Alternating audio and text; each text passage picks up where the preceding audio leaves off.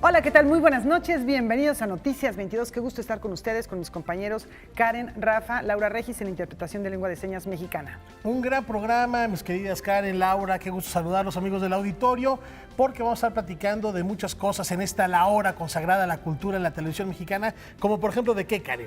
De cine. Rafael, ¿qué tal, amigos de Noticias 22? Tenemos un equipo en el Festival Internacional de Cine de Guadalajara y ellos nos tendrán los detalles de lo que ocurrió el fin de semana, entre ellos un homenaje a la actriz Blanca Guerra, Rafael.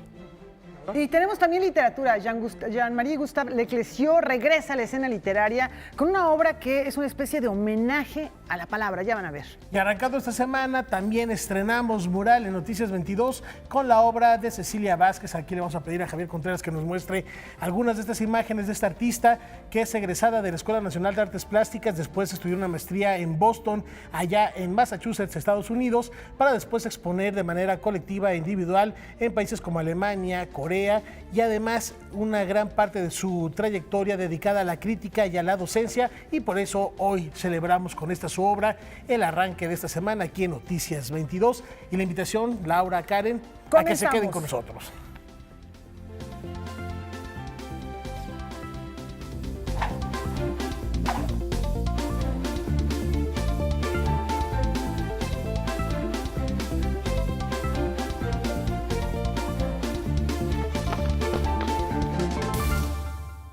Estamos viviendo una etapa importante en la reflexión, en repensar las políticas culturales de nuestro país. ¿Qué se ha hecho bien? ¿Qué ha faltado? ¿Qué más se puede explorar? ¿Cuáles son los comentarios de la comunidad, en este caso de las artes escénicas de México, que participa activamente en este aspecto? Vamos a ver qué resultó de la reunión que tuvieron.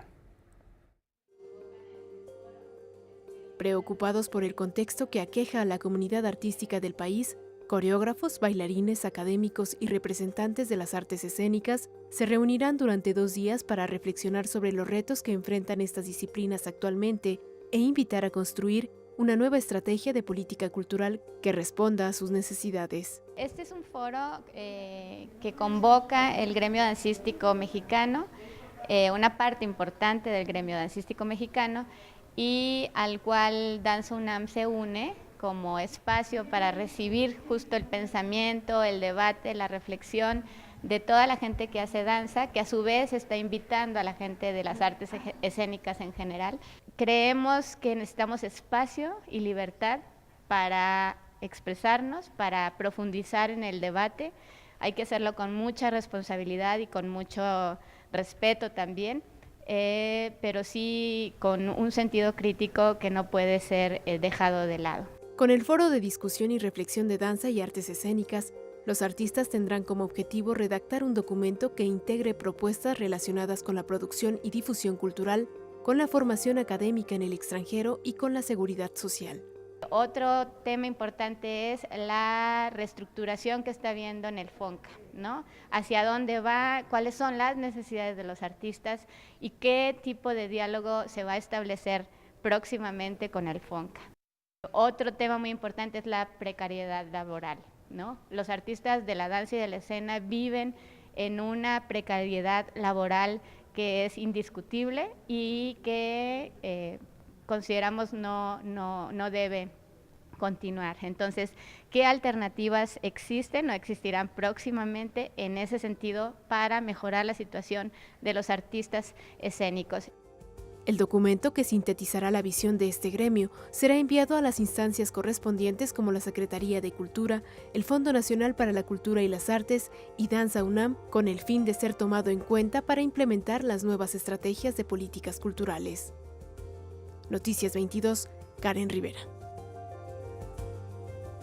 Bueno, pues ahí están las propuestas y es uno de los temas que permanentemente y en particular la comunidad de danza contemporánea, Karen, Rafa, nos ha dicho y que ha llevado al cierre de muchas compañías independientes, que son las que finalmente experimentan en mayor medida, proponen nuevas ideas y son proyectos muchas veces financiados por ellos mismos o que tienen una subvención del Estado, que tienen becas a través del FONCA, pero se les acaba la beca y se acabó el proyecto. Es un tema muy delicado, Karen.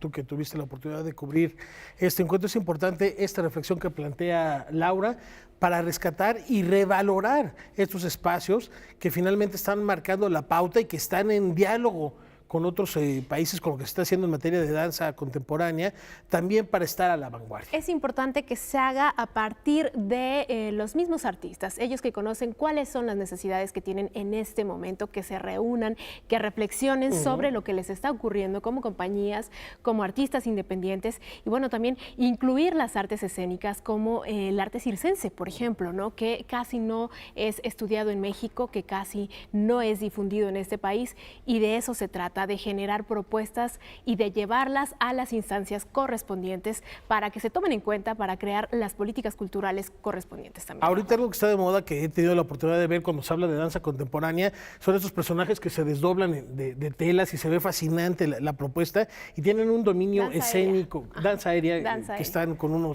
literalmente con unas telas desdoblándose. Es extraordinario lo que nos ofrecen y de ahí la pertinencia de cubrir este tipo Estaremos de pendientes encuentros. también del documento que se genere a partir de estas dos reuniones. Mañana será la última y bueno, pues le daremos seguimiento.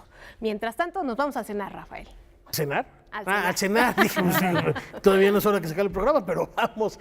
En el Centro Nacional de las Artes, como se lo anticipamos a su debido tiempo, arrancó el Festival de Jazz Europeo, uno de los más importantes en nuestro país.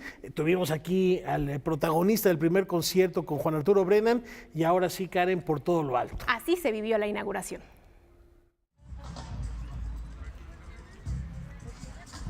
Sin importar los más de 25 grados de temperatura, la gente comenzó a llegar desde muy temprano al Centro Nacional de las Artes para hacer fila y poder tener un buen lugar para el primer concierto del Eurojazz. Con gorras, sillas plegables, mantas y uno que otro alimento, comenzaron a ocupar las áreas verdes. Justo a las 5 de la tarde, comenzó el concierto de Luis Verde Quartet. Para nosotros es un gran placer de presentar cada año nuevos grupos de jazz aquí, grupos europeos que vienen en un marco de intercambio cultural. Para nosotros, México y la Unión Europea somos muy cerca, tenemos una cultura similar, tenemos lazos muy estrechos. Este evento es uno de los eventos del año en que podemos presentar cultura europea aquí en México. Para esta edición, la Unión Europea y el CENART han invitado a 14 grupos de 13 países, quienes ofrecerán conciertos gratuitos hasta el 31 de marzo, además de clases magistrales para alumnos de música. Nosotros tenemos lazos económicos muy estrechos, tenemos lazos políticos. México es un socio importante de la Unión Europea, pero la economía, el comercio no es todo. La cultura, el intercambio cultural es una parte muy importante y que nos permite de involucrar a la gente. La 22ª edición del Eurojazz continuará todos los fines de semana con la participación de Otto Hennig Trio y Kevin Brady Trio, entre otros.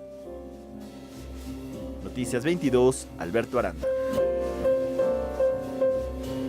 Fines de semana llenos de ritmos sincopados, hay que darse una vuelta al Centro Nacional de las Artes y de verdad aprovechar estas grandes presencias. Disfrutar del paisaje verde y son además entradas gratuitas. Merece la pena visitar el CENART en estos fines de semana que siguen. ¿Y qué más tenemos, mi querida Laura? Bueno, lo que les decía acerca de Jean-Marie Gustave Leclésio, que tiene un nuevo libro, pues es un hombre que hemos tenido la suerte de contar con su presencia en México. Él, por cierto, vivió una temporada, daba clases de francés en nuestro país y ahora presenta un nuevo libro. Este libro se trata acerca de un personaje femenino y es una especie de homenaje a la lengua, a la palabra.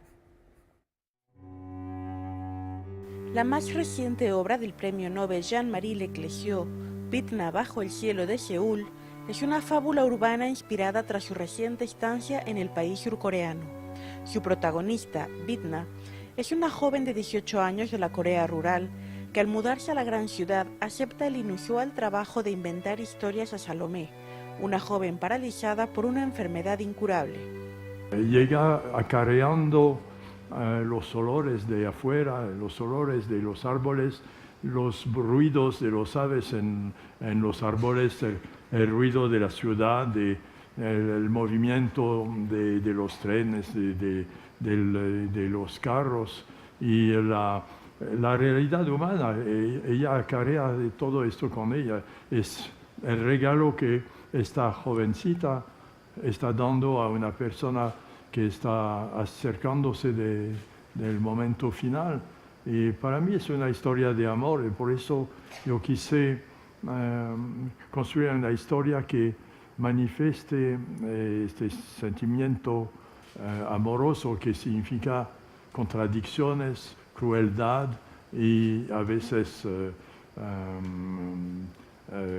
regalos increíbles. El autor franco-mauritano, de padre inglés y madre francesa, con esposa saharaui, que ha vivido en países como Nigeria, Estados Unidos, Tailandia, México, Panamá y Seúl, es una de las plumas más cosmopolitas e interesadas por la pluralidad e interculturalidad. Su obra ha estado siempre permeada por la denuncia de la injusticia social. Sin indignación, para mí sería imposible construir una historia para nada más divertir. Yo tengo absoluta necesidad de dejar hablar mi coraje. Soy una persona que puede tener mucho coraje delante de la injusticia fundamental de nuestra sociedad moderna. Eso no significa que creo que la literatura va a cambiar algo, nada más que cuando escribo no puedo olvidar lo que me conmueve, que me hace, que me indigna, que me sugiere rebelión. Leclésio vivió más de 15 años en México, donde tradujo al francés las profecías de Chilam Balam y escribió libros como El sueño mexicano o El pensamiento interrumpido. Diego y Frida, una gran historia de amor en tiempos de revolución, o La conquista divina en Michoacán. Fue polémica su defensa a Mama Rosa, la directora del refugio michoacano clausurado en 2014 por el gobierno mexicano. Para Canal 22, desde Madrid, España, Francina Islas, corresponsal. Un personaje muy interesante, ya bien lo decías, mi querida Laura, muy vinculado con México, esto hay que subrayarlo, y que llevaba 5 años sin escribir. Efectivamente, y bueno, se trata de esta niña, no es la primera niña protagonista, tiene otro libro que es muy conocido en México llamado La música del hambre, que es protagonizado por Ethel, una niña que en los años 30 más o menos en París se enfrenta a situaciones económicas, a situaciones intrafamiliares muy difíciles, así que bueno, son personajes que son como el centro siempre de historias mucho más universales. Y que tiene que ver con esta necesidad que tiene Leclésio por dejar hablar su coraje, como él lo dice. Con esta información nos vamos a una breve pausa y regresamos con más aquí en Noticias 22.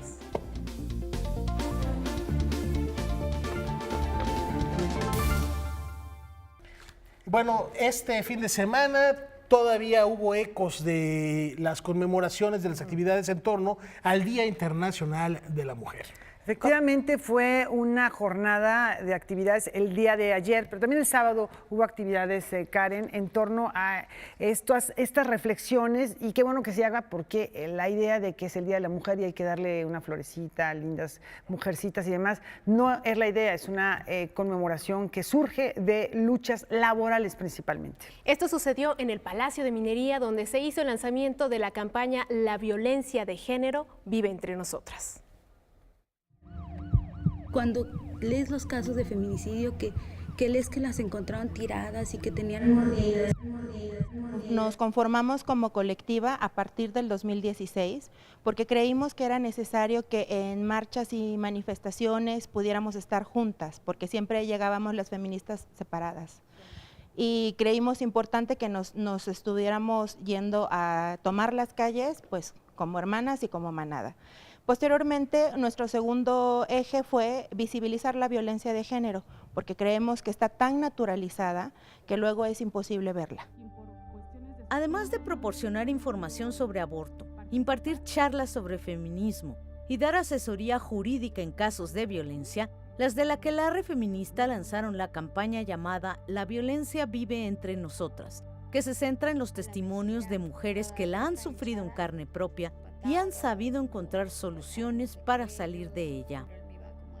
Hicimos una convocatoria en redes sociales para que las mujeres pudieran contar su historia, ¿no? Su historia de violencia y de sobrevivencia también. Entonces, después de que lanzamos esta campaña, la idea era hacer unos pequeños cortos contando dónde viven ellas geográficamente, en qué alcaldía, y contar cuál ha sido su experiencia. Yo no conocía a las mujeres de la Aquelarre, fui a una reunión, estaba haciendo una investigación para un guión de largometraje que estoy terminando, y saliendo de esa reunión, la que guiaba la reunión se me acercó y me dijo, oye, te quiero proponer una cosa que no tiene que ver nada con el tema de la reunión, formo parte de este grupo y queremos hacer estos videos, y una cineasta que ya se había comprometido, por alguna razón no pudo. Las de la Aquelarre incluyeron en el proceso a un grupo de psicólogas especializadas en violencia de género, lo cual ayudó muchísimo, y se empezaron a hacer unas terapias o sesiones de grupo a las que yo pedí asistir porque ellas me iban a contar a mí ante cámara la historia, ¿no? Entonces yo tenía que generar un vínculo y un contacto con ellas. Los 5 videos de la campaña La violencia vive entre nosotras se lanzarán en las redes sociales de las de la Aquelarre Feminista, uno cada semana. Noticias 22, Irma Gallo. De igual manera me golpeó. Y como bien comentabas, Laura, este es un fenómeno que no se trata no es una celebración, es una invitación a reflexionar que no solo se da en estas latitudes, sino tiene ecos en todo el mundo. Ya lo decíamos, en el 13 fue en Rusia, en el 17 en Estados Unidos, y así en el 47, ya después de que se crea la ONU, se instituye el 8 de marzo para conmemorar el Día Internacional de la Mujer y reconocer todos estos derechos. Efectivamente, son derechos que poco a poco se van planteando de acuerdo con la realidad que se vive, y ahora se habla de violencia de género en muchos sentidos. No solamente se trata del maltrato físico, hay situaciones laborales, hay situaciones entre las propias mujeres.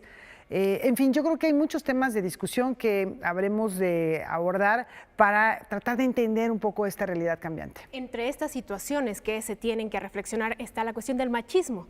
Y a propósito, en España, el director de escena Alex Rigola ha creado una experiencia escénica para poner al descubierto las muchas caras que tiene el machismo. Que lo perdone muchísimas veces, que estuve 3 años en esa situación. Basada totalmente en testimonios y casos reales, Macho Man es la apuesta de Alex Rigola contra la violencia machista. Se trata de una instalación teatro documento donde la voz de una actriz que sufrió violencia machista guía a pequeños grupos de 6 personas a través de 12 salas interactivas. Y yo decía, si yo le denuncio, me va a matar. Va a venir un día con un cuchillo y me va a matar. Y según tú vas avanzando y te vas desplazando por las diferentes salas decoradas de una forma diferente, en la que tú interactúas en ellas de una forma diferente, poco a poco se va penetrando en todo ti este machismo imperante, y poco a poco uno se va situando en la posición de la víctima, casi sin darse cuenta, ¿no? Hay un momento es que empatizas perfectamente con la víctima porque tú te estás poniendo ya en su piel. Y eso es bueno, porque nos lleva a tomar conciencia de hasta dónde nos afecta. Durante el recorrido de 55 minutos, el espectador puede escuchar testimonios reales de víctimas de violencia machista, ver sus objetos personales, leer sentencias injustas, ver dibujos de niños y niñas víctimas de violencia sexual o los rostros de las mujeres muertas en los últimos 5 años. Hay toda esta situación en la que tú como espectador, cuando sales y dices tenemos que cambiar, pero ¿qué puedo hacerlo? ¿No? Bien, nosotros damos algunas pistas dentro, que son esos micromachismos que permitimos cada día en nuestro alrededor, intentar evitarlos. Solo haciendo esto, solo parando según qué comentarios, creo que ya se ejercería una fuerza realmente importantes sobre estos violentos. Macho Man recuerda a los participantes que cualquiera de nosotros puede ser víctima, verdugo o testigo de una situación así. Más que a hombres o mujeres, la obra está dirigida a quien no actúa ante la violencia machista, la sociedad en general. Ha sido desgarrador y bueno, pues ahora ponerle conciencia y por mi generación que estamos un poco con el tema videojuegos, realities, televisión, pues no tolerar cosas que deberíamos, o sea, que estamos tolerando y no deberíamos de tolerar. Los niños ven con 10 años pornografía, eso contribuye a la cosificación de la mujer. En cuanto cosificas a una mujer, ya puedes hacer lo que quieras sin sentir ningún tipo de remordimiento ni de nada. Entonces, a corto plazo no soy optimista. Para Canal 22, desde Madrid, España, Francina Islas, corresponsal.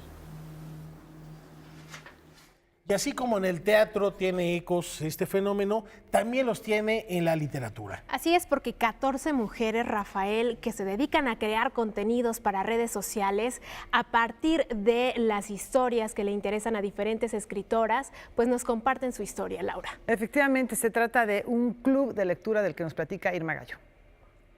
Nosotras somos Libros Before Tipos y queremos invitarte a que participes en nuestra dinámica anual de lectura. Ellas ya tenían experiencia en redes sociales, creaban contenidos sobre libros de todos tipos, hasta que un día se dieron cuenta de que tenían que reunirse y no abandonar la literatura, pero sí comentarla con una visión de género. Es un colectivo de 14 mujeres mexicanas, la mayoría de nosotras crea contenido en internet, en la comunidad de BookTube, que hacemos videos sobre libros. También tenemos una blogger que es Nea y tenemos distintas profesiones y vivimos en distintas partes de la República Mexicana. Una de nosotras incluso está en Alemania. Hacemos lecturas conjuntas mensuales y las discutimos con nuestros seguidores a través de redes sociales. Son puras lecturas de mujeres y escogemos temáticas, al menos cada año nos hemos manejado así. Ya tenemos 3 años en internet y la idea justo es tener temáticas y a partir de esas temáticas elegir ciertas escritoras. Durante este año llevamos a cabo nuestra dinámica Travesía Feminista. Nos dimos cuenta de que todas teníamos un interés común por el feminismo y por leer autoras. En la industria editorial y bueno, en general se le da muy poca visibilidad al trabajo de las mujeres, al trabajo intelectual de las mujeres. Al final del mes lo que hacemos es hacer un video en vivo, que YouTube te permite hacer hangouts en vivo, donde cada una en diferentes partes del país donde estén se reúnen en ese video, y es un video que está abierto al debate, cualquier persona puede compartir sus comentarios, hay un debate, hay un chat que se abre. Entre las temáticas sobre las cuales Libros Before Tipos organizará su club de lectura virtual este año, se encuentra la literatura infantil y juvenil escrita por mujeres, para conmemorar el mes del niño, que es en abril. México tiene un gran catálogo de escritoras que en este género. Creo que de las favoritas del colectivo yo recomendaría a Marta Riva Palacio, a Ana Romero, a Mónica Brosson, a quien ya leímos Vengadora de ella hace unos años. Si quieres participar en las discusiones colectivas de las lecturas que proponen Libros Before Tipos, así como enterarte de las próximas lecturas y sesiones de regalos de libros, síguelas en sus redes sociales. Noticias 22, Irma Gallo. Un libro de alguna de las lecturas conjuntas de nuestro colectivo. Es momento de hacer una pausa, pero antes les queremos hacer una invitación. Como recordarán, algo fundamental que ha promovido este año la Secretaría de Cultura es precisamente celebrar la riqueza patrimonial de nuestro idioma, de las distintas lenguas originarias de México, y en torno a esto les tenemos información. En el marco de este Año Internacional de las Lenguas en México, en coordinación con la Secretaría de Cultura y con PEN Internacional, se llevan a cabo algunas actividades. Por ejemplo, Escribir el futuro en lenguas indígenas, que también apoya la UNESCO y se va a llevar a cabo del 2 al 4 de mayo en San Cristóbal de las Casas Chiapas, y en el que se reunirá el Comité de Traducción y Derechos Lingüísticos, precisamente como ya refieres, Karen, del PEN. Y esto tiene un propósito, Laura. Integrar a los escritores en lenguas mayas a su red internacional. Con esta información de hacer comunidad con los escritores en lenguas originarias, nos vamos a la pausa.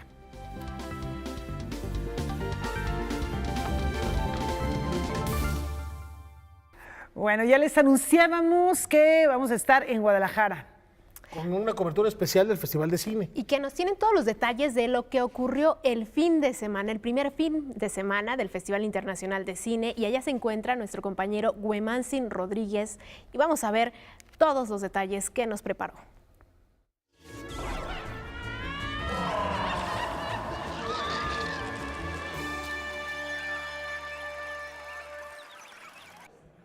¿Qué tal, amigos de Noticias 22? Los saludamos con el gusto de siempre el equipo de Noticias que año con año tiene presencia aquí en este Festival de Cine de Guadalajara que llega a su 34ª edición. Vamos a comenzar con algo que tiene que ver con la inauguración. Como ustedes saben, se celebra en el Centro Telmex de Zapopan, muy cerca de donde nos encontramos, ahí con una gala cinematográfica y con la entrega del homenaje nacional a Blanca Guerra. Ella es una de las destacadas actrices de la cinematografía mexicana y también protagonista del libro monográfico que año con año crea este festival, ahora escrito por Roberto Fiesco. Vamos a presentarles a continuación una conversación que sostuvo nuestro compañero Salvador Perches Galván con Blanca Guerra. Con un llamado a frenar la violencia de género en nuestro país y a legislar para fortalecer al cine mexicano, la actriz Blanca Guerra agradeció el Mayagüel de Plata por su trayectoria. Internacional de Cine de Guadalajara. Creo que sí, que se tiene que defender todo lo que se ha ganado a través de esas luchas y también las que no se han ganado hay que seguir peleando por ellas y hay que seguir estando muy cohesionados como comunidad para poder tener fuerza y llegar a crear pues de manera organizada esas estrategias para lograr la victoria en lo que hace falta que se gane la victoria, ¿no? Defendamos nuestro cine, hagámoslo más fuerte, diverso, mejor. Finalmente, desde que me dijeron que iba a recibir este reconocimiento, pues me empecé como a tratar de encontrar cuál era el mensaje que quería yo dar a través de recibir este premio. Entonces, creo que fue muy interesante experiencia para mí, que el irme hacia esos inicios de mi carrera y de mi proceso formativo y todo lo que sucedió en todos estos años y todas las cosas que me han sucedido profesionalmente, que han sido cosas muy halagadoras, muy gratificantes. Obvio, ha habido fracasos y también los he sabido procesar y me han enriquecido. Gracias por tus palabras. Sí. En un encuentro con el público, la primera actriz recordó su nutrida trayectoria. Como en otras disciplinas en donde llegas a una edad y ya terminaste ahí. Fue muy interesante porque estaba mayoritariamente un público de muchos jóvenes, de estudiantes de distintas carreras y de distintos ámbitos universitarios, y luego esta posibilidad de darle el micrófono a los jóvenes para que hicieran una serie de preguntas sobre las dudas que tuvieran con respecto a mi trayecto profesional. Entonces fue como muy enriquecedor también para mí y muy bello el dar respuesta a lo que me preguntaban ellos. Como parte del homenaje, la actriz presentó el libro sobre su carrera en compañía de su autor, Roberto Fiesco. Sí, fue muy interesante también el trabajo con Roberto. Me parece más bien que se dio una dinámica muy de amigos, muy realmente de mucha confianza con él para hablar sobre lo que él quería saber y también, ¿no? ese estar estimulando, ¿no? mis recuerdos y forzando un poquito, ¿no? a precisarlos y a darle el material que él necesitaba para este libro, ¿no? Con información y texto de Salvador Perches Galván, Óscar Helguera, Noticias 22.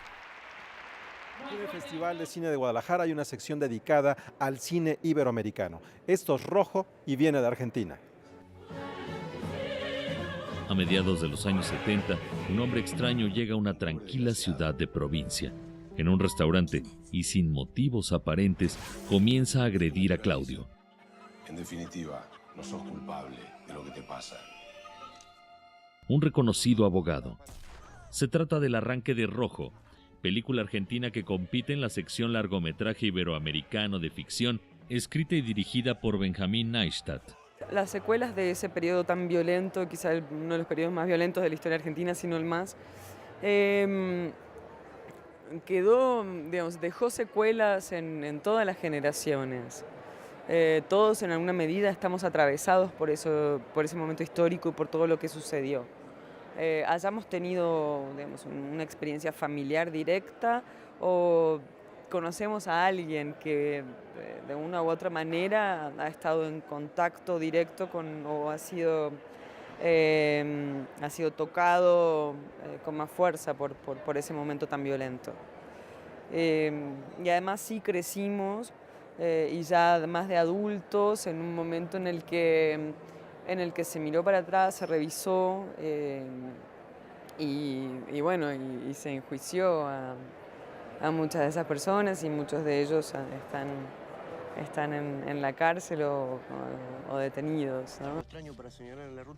Claudio y su mujer son interceptados por el hombre extraño, quien está determinado a cobrarse una terrible venganza. El abogado toma entonces un camino sin retorno de muerte, secretos y silencios. Bueno, es que en realidad hay una cuestión como de indicios, ¿no? Me parece esto a título personal, lo digo, ¿no? Pero en la película va sembrando va dejando estos distintos indicios, que es un poco lo que sucede en estos momentos previos al estallido de la violencia, ¿no? La violencia extrema es algo que se construye, no aparece de un día para el otro, no en una sociedad así, no con esa complicidad. Es algo que se va construyendo con el tiempo y empiezan a haber indicios de eso. Provincias que empiezan a ser intervenidas, gente que empieza a desaparecer, gente que empieza a callar, una sociedad que decide empezar a callar, mirar para el costado, no meterse. Nadie lo vio, nada. Me parece que la película va de alguna manera reproduciendo esa construcción, ¿no? Esos indicios, poniéndolos en evidencia, ¿no? Ese tejido que empieza a crecer. Una potente narración que nos va encaminando a lo que fue uno de los periodos más convulsos de la historia moderna de Argentina. Bueno, hubo mucho trabajo de investigación, de lecturas, de ir a buscar archivos, de entrevistar a gente. Y eso fue material que circuló también dentro del equipo. Todos se lo tomaron con mucha seriedad, ¿no? Pedro Sotero en la dirección de fotografía, Julieta Dolinsky en la dirección de arte, Han Monti con el vestuario, inclusive en el sonido también hubo, ¿no? Una búsqueda, creo que le tocó a todas las áreas. Porque el desafío justamente, la propuesta de Benjamín y para nosotros lo que hacía una gran diferencia es que no quería hacer una película sobre los 70, sino una película de los 70. Entonces todos tuvimos que aprender sobre esa época, ¿no? Mucho más, digamos.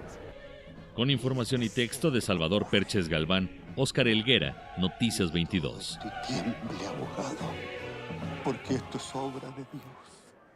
Mientras vemos aquí en uno de los monitores que se encuentran en las áreas comunes del Centro de Artes Escénicas, partes de los cortometrajes y largometrajes que vemos en las salas, vamos a compartir con ustedes el homenaje internacional que fue para Peter Fonda, director de cine, productor, actor, activista, que sostuvo una conversación con Diego Luna al interior del Foro Plácido Domingo.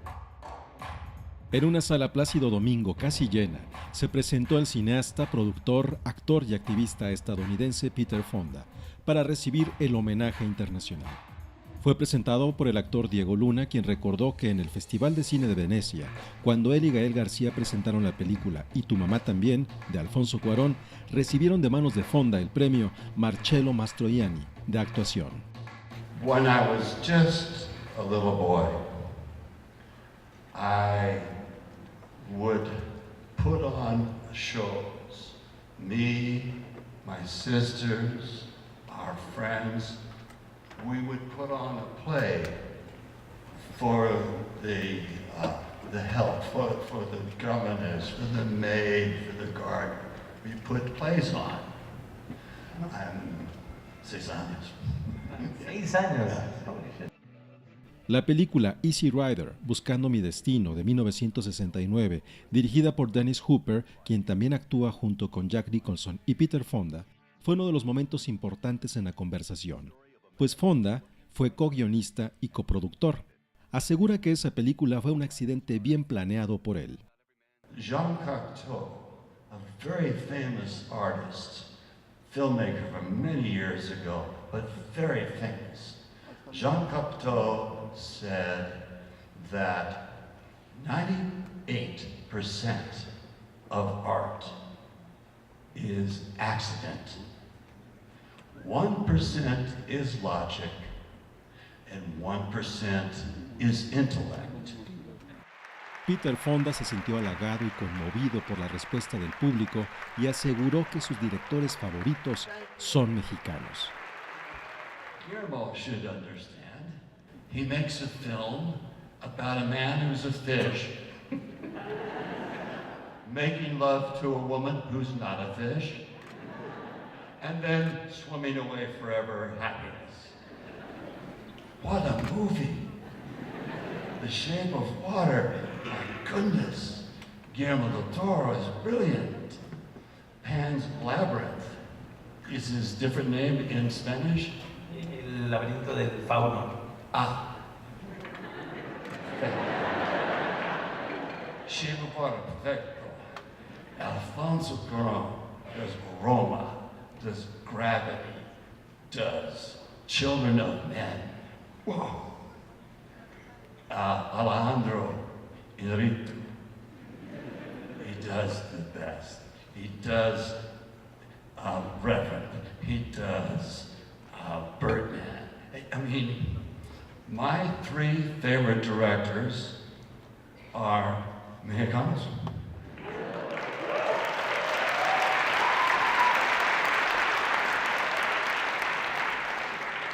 But we need more Mexicanas.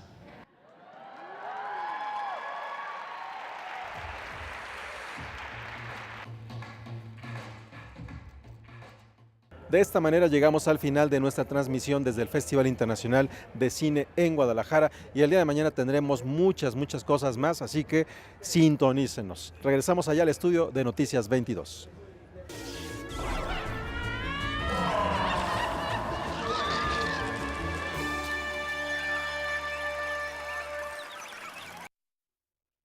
Ahí está el reporte, el homenaje, por ejemplo, a Blanca Guerra. Qué mujer, qué actriz, también un trabajo como promotora del cine mexicano. Bueno, pues ahí. Y que en su discurso invitó a parar, a frenar la violencia de género, Laura. Y bueno, pues también un abrazo a nuestros compañeros que están en Guadalajara, a Huemansin Rodríguez, a Salvador Perches, a Óscar Helguera y Óscar Cortés, Rafael. Sí, un trabajo muy completo, muchas gracias. Y mañana ya quedamos de sintonizarnos de nueva cuenta ya con el reporte de la Feria Internacional de Cine de Guadalajara. Por lo pronto, una pausa.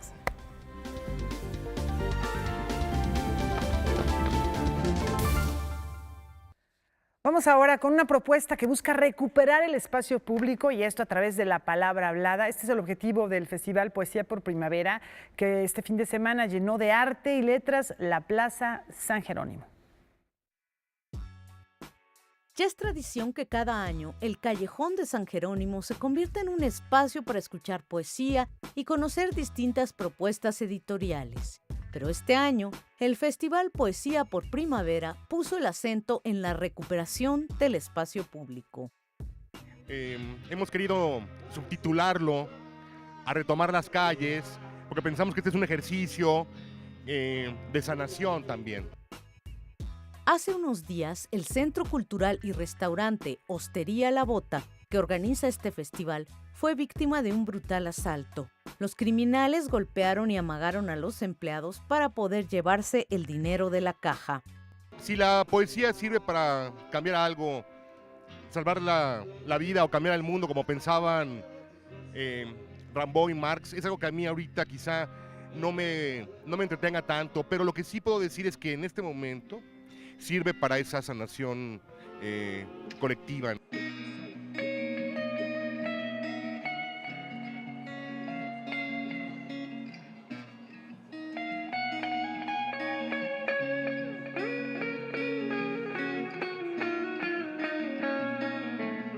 Creo que solamente así será, ¿no? Por medio de las artes, de la comunicación abierta, ¿no?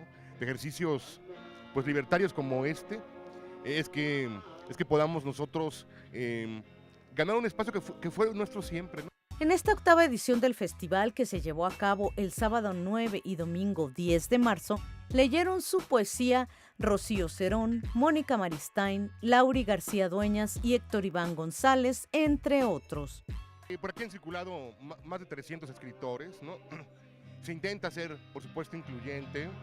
Yo pido a los amigos cercanos, a nuevos amigos que he conocido quizá en la edición anterior, que me ayuden a ver, para lograr una suerte de asamblea, de consejo de colaboración y no dejar de observar a lo mejor ciertas zonas de la literatura que yo no conozco bien, ¿no? Y eso me ayuda a blindarlo, ¿no? No perder el objetivo primero, que es que sea un encuentro.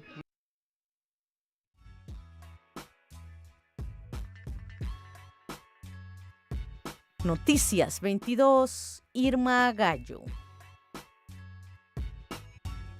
El investigador Víctor Manuel Morales se ha dado la tarea de rescatar la música mexicana para órgano y a una de sus figuras más prolíficas.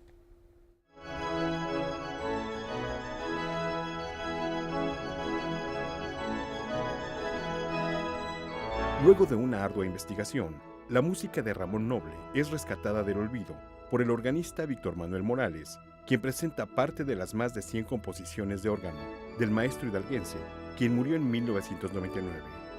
Así lo presenta en el disco Zapateado Mexicano. Este material es parte de un proyecto que es apoyado por el FONCA a través del programa de fomento a proyectos y psicoinversiones culturales. Yo tengo una productora. Dentro de este proyecto de rescate de música mexicana que ya llevo algunos años realizando, me di a la tarea de investigar pues algo de la música precisamente para órgano de compositores del siglo XX, pues que prácticamente está olvidada, ¿no? En este disco, Víctor Manuel Morales continúa con su proyecto de rescate de estas piezas que ya antes había dado por resultado también la revaloración de obras para órgano de Paulino Paredes en el disco Cantos Místicos. En opinión de Víctor Manuel Morales, la valoración de estas obras es necesaria, dado que el interés por estas ha decaído y la producción editorial de investigación y edición de discos no es la óptima. Yo creo que hace unos 30, 40 años, pues lo que es la producción organística ha decaído notablemente. Esto también se debe a que muchas veces cierta generación de organistas se dedicaban a tocar música muy, muy antigua o música de periodos muy específicos y ya casi no se tocaba música de su época, ¿no?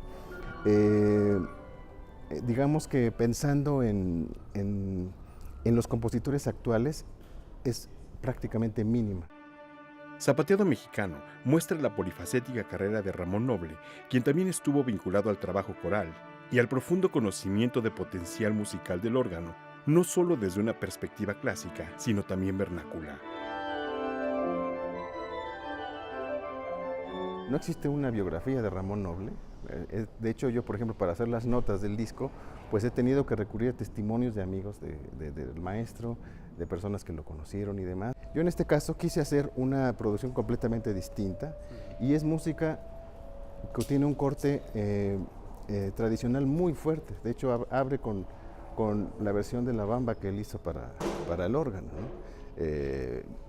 Sí tiene destellos de música precolombina.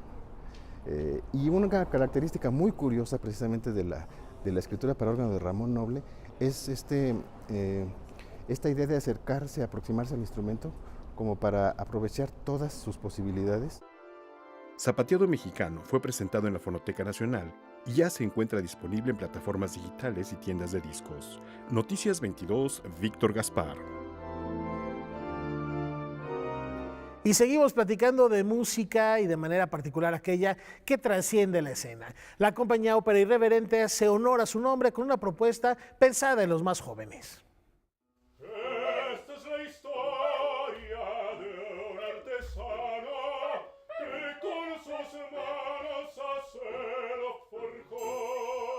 Un grupo de ancianos se reúnen para recordar, conversar, pero sobre todo para contar historias. Así comienza la ópera El Elefante, la cual está basada en un cuento hindú. Este montaje, que combina la actuación con la música en vivo y el canto, busca resaltar el valor que tienen las personas mayores. En el texto no vienen las historias que los viejos cuentan. Nosotros dijimos, bueno, ahí hay una posibilidad de empezar a contar historias acerca de lo que queramos. Y creo que es muy importante dejarle ese mensaje a los niños acerca de no importa cuáles sean tus preferencias, no importa cuáles sean tus gustos, no importa cuál sea tu religión, cuál sea tu educación, siempre hay manera como de conocer el punto de vista del otro, validarlo y entender que la verdad es algo que construimos entre todos, ¿no? Y un poco lo que pasa en este espacio mínimo es que estos cantantes, actores e instrumentistas que están en la obra, todos en su conjunto terminan de construir esa gran verdad. La compañía busca con esta propuesta no solo acercar la ópera a otros públicos, sino que además está explorando nuevos terrenos. Vemos esta necesidad que la ópera tiene de acercarse muchísimo más al público, de tener mucho más dinamismo en la escena, jugar más con el cuerpo, arriesgarse muchísimo más como cantantes de ópera. Entonces, a partir de nuestro eje, que es la ópera y la composición, decidimos mezclarnos con lo que decía Ángel, algunas otras técnicas, tanto de espacio mínimo, que es esta técnica que manejamos en El Elefante, como hacer un elenco, mitad cantantes de ópera y mitad actores que canten. Y entonces eso le da un juego y dinamismo a la ópera. La ópera Elefante, dirigida a público infantil y juvenil, tendrá 2 funciones, el 17 y 24 de marzo, en la dirección que aparece en pantalla. Posteriormente, la compañía comenzará una gira por 6 países europeos. Noticias 22, Alberto Aranda. Bueno, vamos a seguir en la escena porque el dramaturgo Javier Malpica ha creado una pieza teatral en la que se pregunta algo interesante. Si nuestros objetos personales, aquellos objetos que son de nuestra propiedad con los que convivimos, hablaran, ¿qué dirían sobre nosotros? Vamos directo a la cocina de él. Está tocando. ¡Ay, qué nervios! ¿Y ahora? Nada. ¿Quién sabe qué va a hacer esta niña? Cuando Ana decide meter en su bolsa una manzana, algo no anda bien. Esta acción no corresponde con su comportamiento metódico y obsesivo. Desde las voces de las cosas de Ana, nos enteraremos de la terrible noticia que ocasionó este cambio. Bueno, en este caso son los personajes de la obra, son ellos los que nos dicen lo que le pasa a Ana. A través de sus objetos, los que lleva en su bolsa ese día, nos enteramos de todo lo que pasa a Ana. Es una obra en la que varios personajes nos cuentan sobre otro personaje. Y esa fue como la idea original, hacer como hablar de que los objetos a veces pueden tener un alma, ¿no? Podrían tener un alma, esa es como la premisa. ¿Qué pasaría, no? Si estos objetos pudieran hablar de nosotros, ¿no? ¿Qué dirían de nosotros, no? Y por otro lado está la otra parte en la que hablamos de la gente que de pronto, y ese es el otro tema de la obra, donde se discute un poco sobre esto de la explotación de las personas, el abuso del poder, donde ya los humanos a veces somos tan malos, digamos así, que cosificamos a la gente y los tratamos como cosas, ¿no? Con el interior de la bolsa de Ana como escenografía, vemos cómo se mueven sus cosas, entran y salen de la misma, en un ingenioso trazo escénico interpretado por un sólido elenco. Erika Pérez, Gilberto Dávalos, Yara Guerrero, Mario Eras, Brenda Sánchez, Armando Solares y Ale Villarroel. Durante el montaje, y eso fue una propuesta de descubrir justamente en taller y en la lectura del mismo texto, cómo hacer dinámico esto y de verdad pensar, si la bolsa se está moviendo con Ana, pues los objetos también de algún modo se mueven, y esta propuesta escénica está ahí, ¿no? Están muy invitados todos los martes aquí en el Teatro La Gruta del Centro Cultural Helénico a las 8:30. Y estamos hasta el 14 de mayo. Con información de Salvador Perches Galván, César H. Meléndez, Noticias 22. Voy a morir. No vas a morir. Voy a morir. No puedes morir. Claro que puedo. Eres una... Si tu celular hablara, ¿qué diría? Mi celular, dije, yo pensé en tantas cosas que podrían hablar que prefiero que Es no que hablen sí, depende por el que horario hay que es objetos- ahorita. Hay objetos que sí podrían contar, pero hay algunos otros que serían más discretos, yo creo. Yo espero que se queden las cosas como Ay, están. sería interesante hacer un ejercicio literario preguntándole a la lavadora, a la cafetera. Bueno. ¿Qué es la lo que cafetera piensan de está bien. nosotros? Eso sí. Yo entrevistaría cosas más de Objetos un poco más clasificación privados. C, digamos. Ok. ¿Qué dirían? Como el cepillo de dientes, ¿no? Uy, espero que les guste ser de tu propiedad. Espero que sí. Que no Lo haya trato quejas. bien, ¿eh? Lo trato con cariño.